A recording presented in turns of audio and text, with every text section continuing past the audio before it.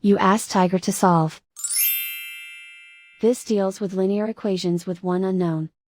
The final result is n equals 2. Let's solve it step by step. Group all constants on the right side of the equation. Add 1 over 2 to both sides. Combine the fractions. Combine the numerators. Reduce the zero numerator.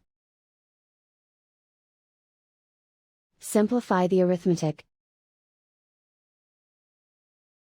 Find the lowest common denominator. Multiply the denominators. Multiply the numerators. Combine the fractions. Combine the numerators. Find the greatest common factor of the numerator and denominator. Factor out and cancel the greatest common factor. Isolate the n. Multiply both sides by 3. Group like terms. Multiply the coefficients.